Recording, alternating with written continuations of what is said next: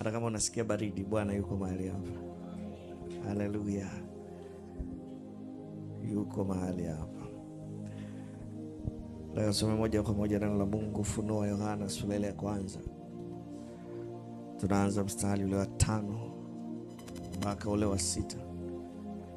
Moja hapa mstari naipenda sana. Ufunuo Yohana sura ya kwanza mstari ule wa 5 mpaka ule wa 6. Na neno la Mungu linasema, tena zitokazo kwa Yesu Kristo, shahidi aliye mwaminifu, mzaliwa wa kwanza wa waliokufa, na mkuu wa wafalme wa dunia, yeye atupendaye na kutuosha dhambi zetu katika damu yake, na kutufanya kuwa ufalme na makuhani kwa Mungu, naye ni Baba yake. Utukufu na ukuu una yeye hata milele na milele. Amina. Haleluya. Haleluya. Bwana Yesu asifiwe. Anasema tena zitokazo kwa Yesu Kristo, shahidi aliye mwaminifu, mzaliwa wa kwanza wa waliokufa, na mkuu wa wafalme wa dunia hii. Anasema yeye atupendaye na kutuosha dhambi zetu katika damu yake, na kutufanya kuwa ufalme na makuhani kwa Mungu, naye ni Baba yake. Utukufu na ukuu una yeye hata milele na milele. Na wote tuseme amina. Bwana Yesu asifiwe. Kuishi kama mfalme. Mwambie jirani yako, ishi kama mfalme. Tunaongelea asubuhi leo kuishi kama mfalme. Neno la Mungu linaongea wazi wazi ya kwamba ametufanya sisi kuwa ufalme na nini? Na makuhani kwa Mungu. Wewe ni mfalme. Unajua mojawapo ya vitu ambavyo Yesu Kristo alianza kuvifanya, Biblia inasema alizunguka huko na huko akihubiri habari njema ya ufalme wa Mungu. Yesu Kristo alileta ufalme wa Mungu. Bwana Yesu asifiwe. Haleluya. Alikuja duniani akatuletea ufalme wa Mungu. Na sasa tumeingia katika ufalme wa Mungu. Sisi ni watoto wa ufalme wa Mungu.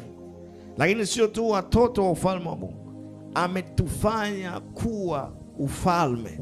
Maana yake tunatawala pamoja naye. Haleluya. Bwana Yesu asifiwe. Sema ninatawala pamoja na Kristo. Ninatawala pamoja na Kristo. Unajua ni ajabu, tokea mwanzo Mungu alipomuumba mwanadamu, Biblia inasema akamweka atawale samaki, atawale wanyama, atawale ndege, na kila kitu juu ya nchi kiliwekwa chini ya utawala wa mwanadamu. Mungu alimwambia, Biblia inasema akawabarikia, akawaambia nendeni mkaitiishe nchi, maana mkaimiliki nchi. Kwa katika Kristo Yesu tunao utawala. Ametuita kama ufalme wa Mungu. Bwana Yesu asifiwe. Haleluya. Sisi sio tu waumini. Unajua sehemu nyingi ambapo watu wanashindwa kuelewa ni kwamba unapokuwa Mkristo sio tu ni mtu unaenda kanisani. Mwangalie jirani yako, mwambie wewe sio tu unaenda kanisani. Wewe sio tu unaenda. Haleluya. Wewe sio tu muumini. Bwana Yesu asifiwe. Haleluya. Bwana Yesu asifiwe. Haleluya. Anasema akatufufua pamoja naye, akatuketisha pamoja naye katika ulimwengu wa roho. Na tunapoongelea kuketishwa, maana tunaongelea mambo yanayohusiana na mamlaka. Bwana Yesu asifiwe. Haleluya. Anasema ili katika zamani zinazokuja, hata zile zijazo, audhihirishie ulimwengu wingi wa neema upitao kiasi kupitia sisi. Kwa hiyo Yesu Kristo amekuokoa wewe, na sio tu kufanya uwe muumini wake, sio tu kufanya uwe mfuasi wake, lakini kubwa kuliko yote amekufanya kuwa ni ufalme. Bwana Yesu asifiwe. Unajua kwa nini anaitwa mfalme wa wafalme? Haleluya. Bwana Yesu asifiwe. Unajua kwa nini Yesu anaitwa mfalme wa wafalme? Kwa sababu gani? Wafalme sisi tupo. Bwana Yesu asifiwe. Haleluya. Haleluya. Bwana Yesu asifiwe. Anaitwa Mungu wa miungu kwa sababu ametufanya sisi kuwa miungu. Jina la Bwana libarikiwe. Haleluya. Haleluya. Bwana Yesu asifiwe. Wafalme wako hapa. Amen. Hebu nione tena wafalme wako hapa. Inawezekana nimepotea, naongea na wanyonge. Wanyonge wako hapa? Hapana. Bwana Yesu asifiwe. Haleluya. Haleluya. Bwana Yesu asifiwe. Sasa kuna mambo yanayohusiana na mfalme. Mfano ukisoma Mhubiri sura ya 8 mstari ule wa 4. Mhubiri sura ya 8 mstari ule wa 4. Anasema kwa kuwa neno la mfalme, kwa kuwa neno la mfalme lina nguvu, naye ni nani awezaye kumwambia huyo wafanya nini? Sema neno la mfalme. Neno la mfalme lina nguvu. Lina nguvu. Biblia inasema mfalme huwa anasema mara moja. Lile neno analolisema tayari lina nguvu. Na hakuna mtu wa kumuuliza. Bwana Yesu asifiwe. Neno la mfalme lina nguvu. Na nguvu ya mfalme kwanza ipo katika kujitambua yeye ni nani. Hebu sema katika kujitambua yeye ni nani. Mfalme hafikirii kama raia wa kawaida. Bwana Yesu asifiwe. Mawazo yake ni tofauti kabisa na watu wa kawaida. Anavyotazama vitu, anavyochukuliana na vitu, anavyopambanua vitu ni tofauti kabisa na watu wa ulimwengu. Kwa sababu yeye ameitwa ili awe juu ya watu wote, ili atawale miongoni mwa watu. Na ili utawale miongoni mwa watu lazima ufikirie tofauti na wale watu. Bwana Yesu asifiwe. Watu wa Mungu mnanisikia hapa? Mwambie jirani yako, nataka kuishi kama mfalme. Sikiliza haya. Najua watu wanapenda ufalme, si ndio? Hakuna mtu apendi kufalme. Kwa kuna maisha ya kifalme. Lazima na neno lake. Neno lake mfalme lina nguvu. Lina nguvu. Maana yake haongei hivi. Unajua mfalme haongei ovyo. Amen. Yaani ukikuta mfalme anabwatuka, huyo sio mfalme. Haongei ovyo. Mithali anasema hata kwa jicho lake kuangalia tu hivi unaelewa kwamba simama hapo hapo usiendelee. Bwana Yesu asifiwe. Haleluya. Kuna namna amejipangilia kimamlaka. Ameapa uzito maneno yake. Kwa haongei ovyo. Mwambie jirani yako haongei ovyo. Haongei ovyo. Kwa sababu neno lake ni sheria. Haleluya. Unajua hivi mfalme unajua akiongea ni sheria. Siku moja Daudi aliongea tu kama utani. Akasema, yuko katikati ya vita. Natamani ningekunywa maji ya kisima cha Yerusalemu. Hakuelewa makamanda yake wamesikia. Katikati ya vita wakachoropoka. Wakapambana kupita njia za hatari. Wakaenda wakachota maji kwenye kisima alichoongelea mfalme.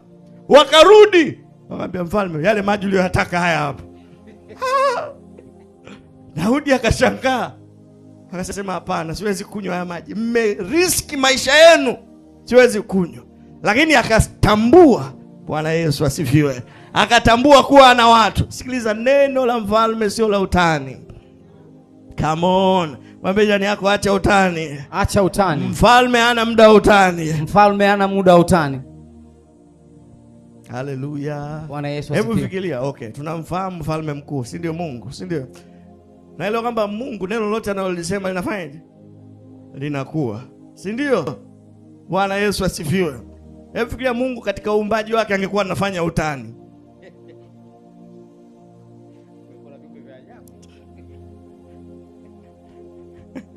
Fikiria vile anaumba alafu akaanza kidogo na utani.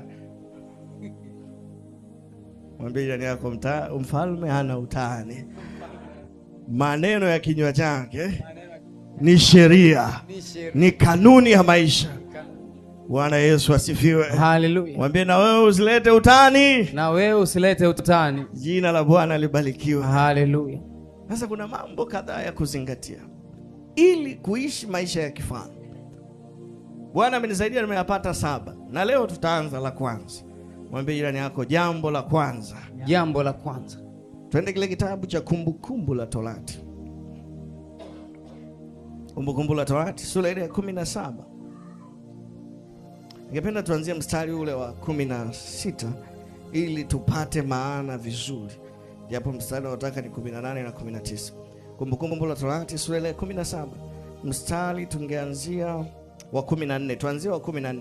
Anasema utakapokwisha kuingia katika nchi ya kupayo Bwana Mungu wako ukaimiliki na kukaa humo, nawe utakaposema nitaweka mfalme juu yangu mfano wa mataifa yote yaliyo kando kando yangu, usiache kumweka yule atakayechaguliwa na Bwana Mungu wako awe mfalme juu yako. Umweke mmoja katika ndugu zako awe mfalme juu yako. Usimtawaze mgeni juu yako ambaye si ndugu yako. Mungu anawatoa hawa watu wanataka kuingia Kanaani, lakini anawapa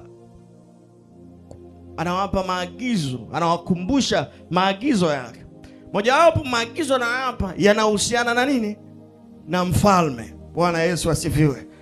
Vile ambavyo mfalme anatakiwa awe, vile ambavyo mfalme anatakiwa enende, namna mfalme atakapopatikana. Kwa anawaelezea. Wafalme tuko hapa. Amen. Tuende tusikilize hapa wafalme. Anasema ila asifanye farasi wake kuwa wengi, wala asiwarudishe watu Misri, ili apate kufanya farasi kuwa wengi. Kwa kuwa Bwana amewaambia, tangu sasa msirudi tena njia ile. Wala msijizidishie wake, ili moyo wake usikengeuke. Wala asifanye fedha zake na dhahabu kuwa nyingi mno. Tena na iwe zamani aketipo juu ya kiti cha ufalme wake, ajiandikie nakala ya Torati hii katika chuo, kufuata hicho kilicho mbele ya makuhani Walawi. Bwana Yesu asifiwe. Najua watu mmesikia ila mjaelewa. Umeelewa kweli? Ngoja niwaelezee. Bwana Yesu asifiwe. Haleluya. Kwa wanapata maagizo, wanaikaribia kuingia nchi ile ya ahadi. Kwa mojawapo ya maagizo, mfalme atakuwa mtu gani? Kwa neno la Mungu linasema usiache kumweka yule atakayechaguliwa na Bwana. Kwa kwanza alikuwa lazima afanyeje? Achaguliwe na Bwana, si ndio? Awe mfalme juu yako. Umweke mmoja kati ya ndugu zako. Anasema mfalme lazima awe Mwisraeli. Msije mkachukua fulani anasema yule jamani mzuri sana tumlete awe mfalme wetu. Anasema awe miongoni mwa ndugu zako. Usimtawaze mgeni juu yako ambaye si ndugu yako. Bwana Yesu asifiwe. Anasema ili asifanye farasi wake kuwa wengi na asiwarudishe watu Misri. Mnaweza mkamchukua mgeni akasema sasa mimi si ndo mfalme, tunarudi Misri. Amen. Amen. Wao mtarudi na neno la mfalme lina nguvu. Bwana Yesu asifiwe. Anasema wala asijizidishie wake, ili moyo wake usigeuke. Haleluya. Asijizidishie nini? Wake. Yaani wake maana yake mke wake. Yani najaribu kuelezea Kiswahili. Bwana Yesu asifiwe. Utaelewa kwa nini moyo wa Suleimani uligeuka. Kwa sababu alipingana na nini? Na agizo la Mungu. Anasema usiongeze wake, asizidishe wake. Kwa sababu moyo wake utafanyaje? Mwangalie jirani yako mwambie moyo unageuzwa. Okay. Mstari wa 18 anasema hivi. Tena na iwe zamani aketipo juu ya kiti cha ufalme. Huo ndio mstari nilikuwa naotaka. Anasema ajiandikie nakala ya Torati hii katika chuo, na kufuata hicho kilicho mbele ya makuhani Walawi. Anasema na awe nayo, asome humo siku zote atakazoishi, ili apate kujifunza kumcha Bwana Mungu wake, ayashike maneno yote ya Torati hii na amri hii na kuyafanya. Vigelegele kwa Bwana Yesu. Haleluya. Kwa anasema huyu mfalme atakapokuwa, kitabu hiki cha Torati hakitakuwepo tu kwa makuhani, kwa sababu kilikuwa kwa makuhani. Wanasema afanye nakala. Nakala unaelewa nini? Kopi. Hebu sema kopi. Maana mtu mwingine aandike kitabu kama kile cha Torati. Na hiki sasa hakitakaa katika hekalu, kwa sababu kilikuwa kimoja kinakaa katika nyumba, hema ya kukutania katika hekalu. Anasema hiki sasa mfalme achukue hii kopi akakae nayo wapi?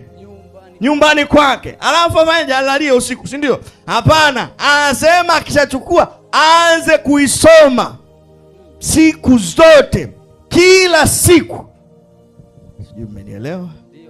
Bwana Yesu asifiwe. Haleluya. Atengeneze kopi, sio apige nayo picha. atengeneze nakala ya hiyo Torati. Alafu anasema awe nayo. Yaani akitaka kusoma sio aende hekaluni, akitaka kusoma sio aende hema ya kukutania. Anapotaka kusoma hii nakala iko chumbani kwake, iko nyumba yake, anasema awe nayo, asome humo siku zote atakazoishi. Maana yake kila siku ya maisha yake. Mfalme upo. Bwana Yesu asifiwe. Haleluya. Haleluya. Ufalme ni kutawala, si ndio? Sasa kutawala unakuja na haya. Anamwambia asome huko siku zote za kuishi kwake. Alafu anasema ili apate kujifunza kumcha Bwana. Haleluya. Bwana Yesu asifiwe. Sema apate kujifunza kumcha Bwana. Apate kujifunza kumcha Bwana. Anasema ayashike maneno yote ya Torati hii. Ayashike maneno yote ya Torati hii na amri hizi kwa kuyafanya. Mtu wa Mungu uko hapa. Haleluya. Haleluya. Nimekwambia mambo 7 ya kuzingatia ili uishi kama mfalme. Ufalme sio kutawala tu. Bwana Yesu asifiwe. Kwa sababu kila utawala unawekwa. Bwana Yesu asifiwe. Ametufanya kuwa ufalme na makuhani, lakini kuna namna ya kuishi kama mfalme. Kuna namna ya kuenenda kama mfalme. Jambo la kwanza, mwambie jirani yako, ni lazima usome neno la Mungu kila siku. Ni lazima usome neno la Mungu kila siku. Sio Jumapili tu. Naona wawili tu ndio wamesema hawa ndio wanafunzi wangu kweli kweli. Bwana Yesu asifiwe. Mwangalie jirani yako, mwambie sio Jumapili tu. Sio Jumapili tu. Wangapi hapa wana Biblia? Ya, naomba wenye Biblia tunyoshe mikono vizuri. Inabidi tuanzishe hamasa ya kununua Biblia hapa. Nusu ya kanisa ina Biblia. Achana kwenye simu. Wangapi wana Biblia hard copy?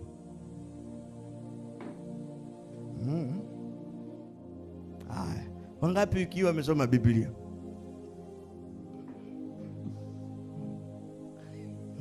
Mnanyoshea uzoefu kwamba inua mikono yako kwa Bwana.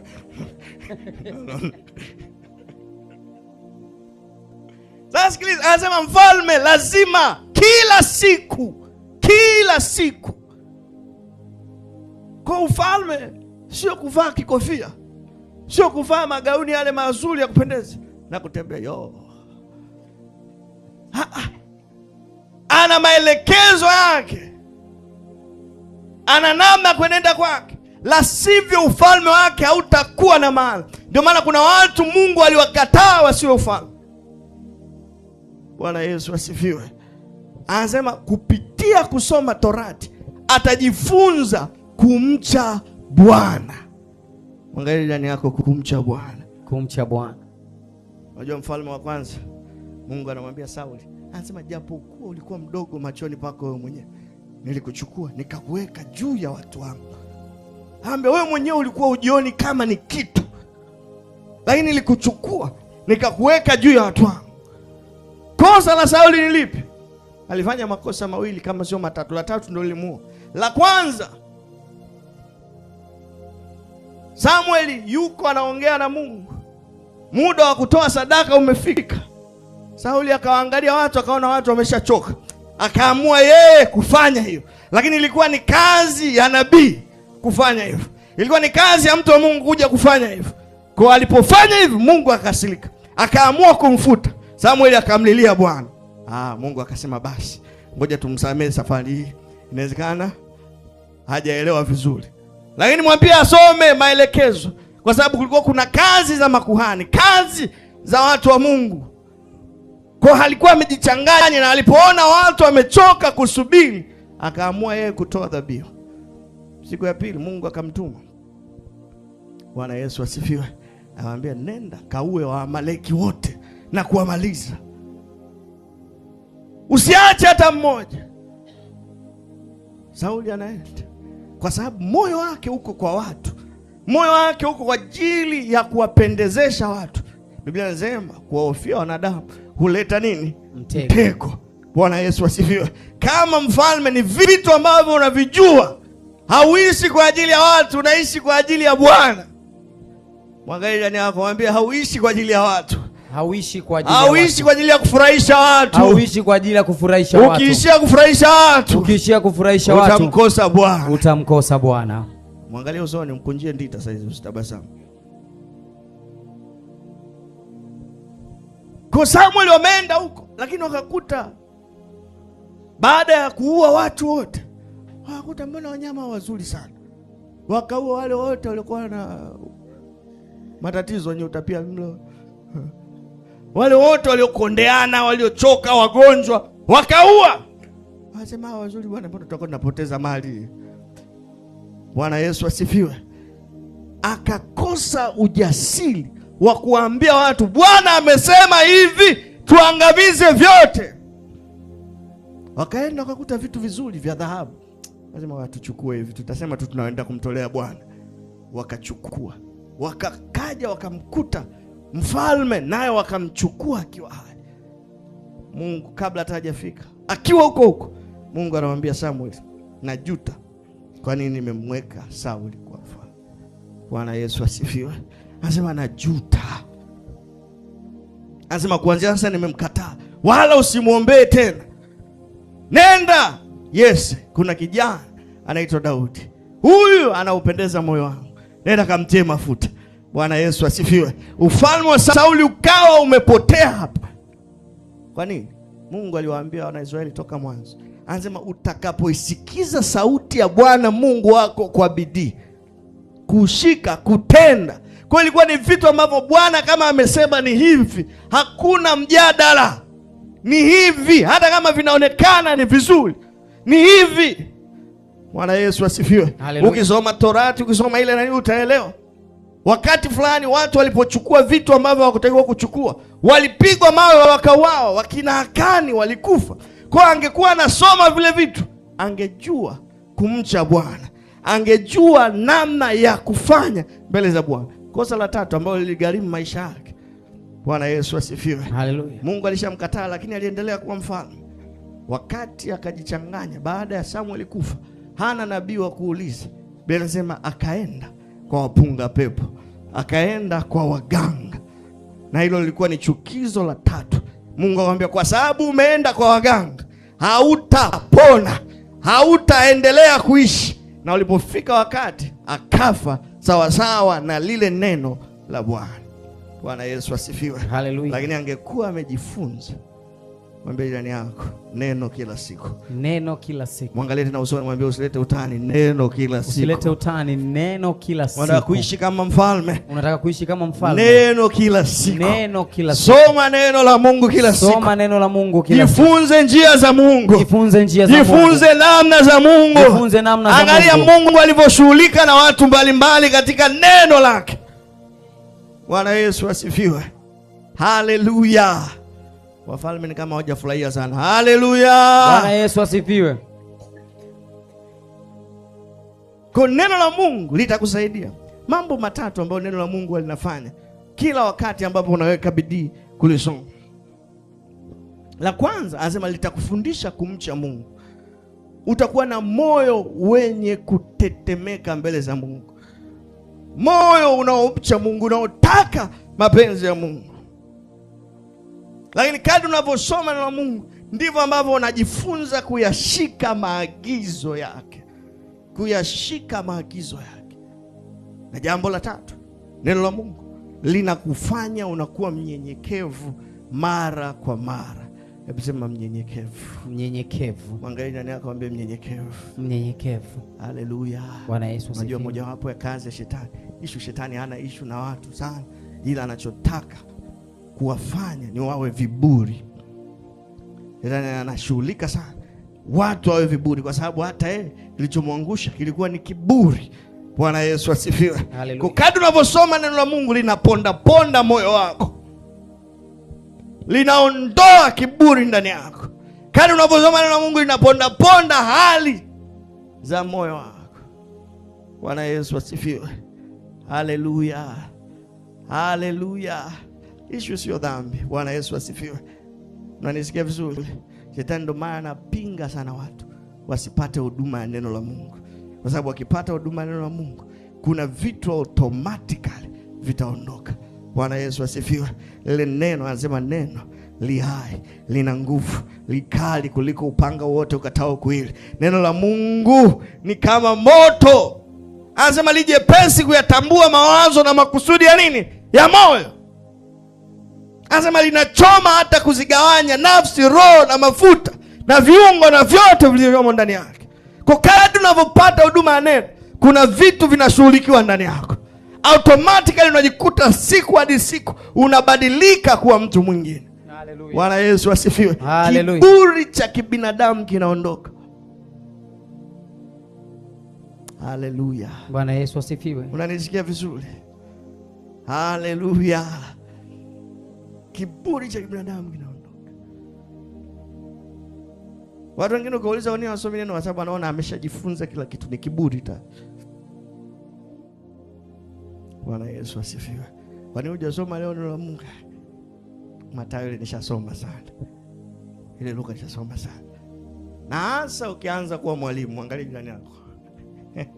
Kama umeanza kufundisha neno la Mungu au kuhubiri, chunga sana. Amen. Mwangalie tena jirani yako kwa jicho la kali, mwambie chunga wewe. Utamezwa mzima mzima. Kwa sababu tayari Bwana anatawala. Mimi nikishika Biblia nikianza kusoma, masomo yanakuja. Mfano hili somo nimejifunza toka mwaka juzi. Bwana Yesu asifiwe. Na masomo mengi hapa. Sasa usipokuwa makini, kila ukitaka kusoma Biblia utakuwa unawafikiria watu. Unaandaa neno kwa ajili ya nani? Ya watu wengine. Wewe mwenyewe unafikiria wale watu hizi neno litawafaa. Bwana Yesu asifiwe. Mwambie jirani yako chunga sana. Wewe unaposoma neno la Mungu linaponda moyo wako. Unakuwa mnyenyekevu. Na utajuaje ni mnyenyekevu? Mambo matatu. Haleluya. Jambo la kwanza, utajikuta unawapenda watu. Mnyenyekevu ni mtu anayewapenda watu. Bwana Yesu asifiwe. Haleluya. Una moyo kwa ajili ya watu. Kila mahali una moyo kwa ajili ya. Unajua Biblia inasema hata Mungu ni mnyenyekevu. Anasema ajinyenyekezaye kutazama mambo ya watu. Lakini la pili, utajikuta unataka kuwatumikia watu. Unyenyekevu siku zote ukuleta katika utumishi. Kiburi ukuleta katika kutumikiwa. Bwana mkubwa huyo hapa. Bwana Yesu asifiwe. Haleluya. Haleluya. Bwana Yesu asifiwe. Hao ndio mabwana wakubwa mponyea. Amen. Kwa unajikuta unataka kutumikiwa. Unawaza kuwafanyia watu zaidi kuliko kufanyiwa wewe. Amen. Haleluya. Bwana Yesu asifiwe. Sasa mimi hawanitembelei, wewe umetembelea wangapi? Ndio kiburi chenyewe hicho. Tunasema wewe angalia jirani yako, ndio chenyewe hicho. Ndio chenyewe hicho. Kwa unakuwepo kwa ajili ya kuwatumikia watu. Unyenyekevu pia ukuleta unakuwa ni mwepesi kusamehe. Hebu sema mwepesi kusamehe. Mwepesi kusamehe.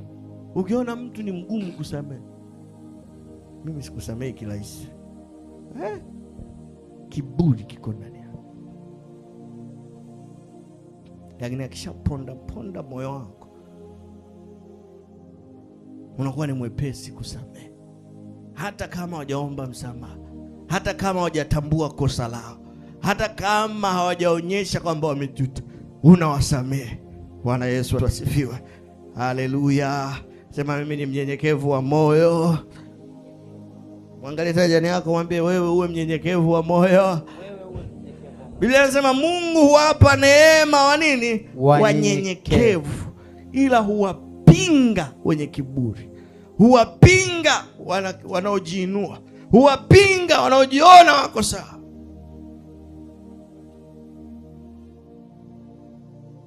Haleluya. Haleluya. Kuna mtu anafurahia hapa neno la Mungu.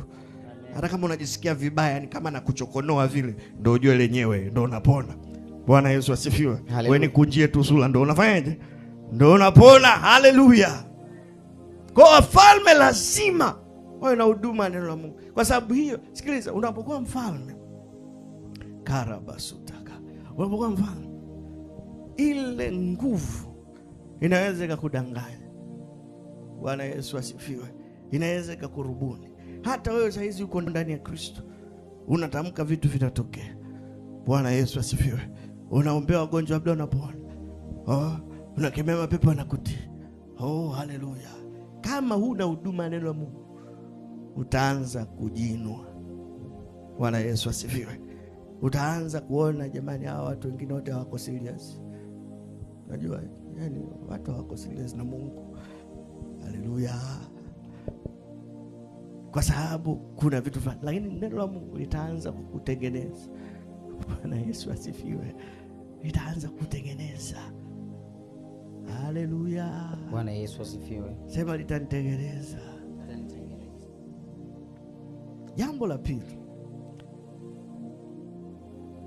kuishi maisha ya kifalme. Jambo la pili, moyo wako uwe kwa Bwana. Hebu sema, moyo wangu uwe kwa Bwana. Moyo wangu uwe kwa Bwana. Sema tena, moyo wangu uwe kwa Bwana. Moyo wangu uwe kwa Bwana. Muhimu sana moyo wako kwa Bwana. Bwana Yesu asifiwe. Ni muhimu sana moyo wako ukawe kwa Bwana. Mithali sura 21 mstari ule wa kwanza. Mithali 21 mstari ule wa kwanza. Anasema, moyo wa mfalme huwa katika mkono wa Bwana, kama mifereji ya maji hugeuza popote aendapo. Bwana Yesu asifiwe. Haleluya. Sema, moyo wangu mkononi mwa Bwana. Moyo wangu mkononi mwa Bwana. Sema tena, moyo wangu mkononi mwa Bwana. Mkononi mwa Bwana. Kwa sema moyo wa mfalme uko mkononi mwa Bwana. Anasema kama vile mifereji, ndivyo ambavyo Bwana ana uwezo wa kufanya, wa kugeuza moyo. Ni lazima moyo wako uwe kwa Bwana ili yeye aweze kuutengeneza. Jina la Bwana libarikiwe. Haleluya. Ili yeye aweze kuugeuza vile atakavyo, ili yeye aweze kushughulika nao kila mara, kwa sababu moyo wako hauko sahihi kila wakati. Haleluya. Bwana Yesu asifiwe. Bwana Yesu asifiwe. Haleluya. Watu wanakuambia wewe, cha muhimu fuata moyo wako, wanakudanganya. Utamezwa na shimo hilo. Bwana Yesu asifiwe. Mwambie usifuate moyo wako. Usifuate moyo wako. Kabidhi matakwa yako, kabidhi matamanio ya moyo wako kwa Bwana. Bwana Yesu asifiwe. Kabidhi njia zako kwa Bwana. Kama mfalme, kila kitu chako kinachohusiana na moyo wako unakisalimisha kwa Bwana. Bwana Yesu asifiwe. Biblia inasema Zaburi 37 mstari ule wa 4. Anasema, nawe utajifurahisha kwa Bwana, naye atakupatia haja za nini? Za moyo wako. Tusome hapo Zaburi 37 mstari wa 4. Utafanyaje? Nawe utajifurahisha kwa Bwana, naye atakupa haja za moyo wako. Sema, nitajifurahisha kwa Bwana. Nitajifurahisha kwa Bwana. Unajua kujifurahisha pale maana yake ni delicate, kuweka moyo wako, kuutuliza moyo wako kwa Bwana, naye atakupa haja za moyo wako. Sio usitafute haja za moyo wako alafu Bwana atakutokea mbele. Bwana Yesu asifiwe. Anasema utaweka moyo wako, utajifurahisha kwa Bwana, utauweka moyo wako kwa Bwana, utautuliza moyo wako kwa Bwana, na yeye atakupatia haja za moyo wako. Jina la Bwana libarikiwe. Haleluya. Haleluya. Bwana Yesu asifiwe. Nasikia moyoni mwangu niende tu Mwanza. Yaani nasikia nikafanye maisha Mwanza kweli. Sawa. Moyo unasema na Mungu anasemaje? Haleluya. Bwana Yesu asifiwe. Haleluya. Bwana Yesu asifiwe. Unanisikia vizuri? Biblia inasema wote wanaongozwa na mioyo yao, hao ndio wana wa Mungu, si ndio? Wanaongozwa na Roho. Wanaongozwa na nini? Na Roho. Roho wa Mungu. Hao ndio wa Mungu. Kwa utajifunza kuweka moyo wako kwa Bwana, kuutuliza moyo wako kwa Bwana. Mithali 28 mstari wa 25 na 26. Mithali 28 mstari wa 25 mpaka ule wa 26. Anasema mwenye nafsi ya kutamani, mwenye nafsi ya kutamani huchochea fitina, bali amtumainie Bwana atawandishwa. Mwenye kujitumainia moyo wake ni mjinga, bali yeye aendaye kwa busara ataokolewa. Bwana Yesu asifiwe. Haleluya. Anasema mwenye nafsi ya kutamani huchochea nini? Fitina. Nafsi ya kutamani maana yake a proud heart, mwenye moyo wa kujivuna huchochea fitina. Alafu anasema anayetumainia moyo wake ni nani? Hebu mwangalie mwenzio jirani yako, mwambie anayetumainia moyo wake ni mjinga kabisa. Mjinga kabisa. Neno limekuja. Bwana Yesu asifiwe. Mwangalie tena, mwambie ni mjinga kabisa. Anayetumainia moyo wake. Bwana Yesu asifiwe. Haleluya. Anasema bali yeye aendaye kwa busara ataokolewa. Aendaye kwa busara ataokolewa. Ngoja nikwambie, Bwana Yesu asifiwe. Moyo wako sio wa kuamini. Ngoja nikueleze. Bwana Yesu asifiwe. Ndio maana Biblia inasema hivi, Mithali 4:23. Anasema linda sana nini? Linda nini? Kuliko vyote fanyaje? Kwa sio kwamba moyo ndio unakuongoza wewe. Sio kwamba moyo ndio unakulinda, ila anasema wewe ulinde moyo wako kwa neno la Mungu. Ulinde moyo wako kwa mwongozo wa Roho Mtakatifu. Bwana Yesu asifiwe. Sema na ulinda moyo wangu kuliko vyote. Bwana Yesu asifiwe. Haleluya. Ndio maana Mungu anasema mwanangu nipe moyo wako. Amen. Sema nampa Bwana moyo wangu. Nampa Bwana. Mithali 23:26. Mithali 23:26. Anasema mwanangu nipe moyo wako, macho yako yapendezwe na njia zako. Kwa unapokabidhi moyo wako kwa Bwana, kama ambavyo anasema ataugeuza upande, ndivyo anaposhughulika na wewe. Bwana Yesu asifiwe. Haleluya. Haleluya. Ndivyo anaposhughulika na wewe. Kwa nini nakwambia? Ukisoma Yohana anaelezea. Anasema ndugu, mioyo yetu ikituhukumu, kwa sababu moyo wako unaweza kuhukumu juu ya jambo fulani. Bwana Yesu asifiwe. Lakini anaelezea zaidi, anasema lakini tunaye Mungu ambaye ni mkuu kuliko mioyo yetu. Bwana Yesu asifiwe. Haleluya. Maana yake moyo wetu bado uko subjected kwa Mungu, bado uko chini ya mamlaka ya Mungu. Ndio maana kuna mara anatuambia tulinde mioyo yetu, lakini kuna wakati pia anakuambia nipe moyo wako. Bwana Yesu asifiwe. Haleluya. Yeremia alisema moyo una udhaifu, una ugonjwa wa kufisha. Bwana Yesu asifiwe. Wewe nikuonyeshe mifano ya watu ambao mioyo yao walielekeza kwa Bwana. Ezra sura ile ya 7 mstari ule wa 10. Ezra sura ile ya 7 mstari ule wa 10. Anasema kwa maana huyo Ezra alikuwa ameuelekeza moyo wake kuitafuta sheria ya Bwana na kuitenda na kufundisha maagizo na hukumu katika Israeli. Anasema Ezra alifanyaje? Aliuelekeza moyo wake. Aliuelekeza moyo wake. Moyo kata kona huku. Anasema aliuelekeza moyo wake.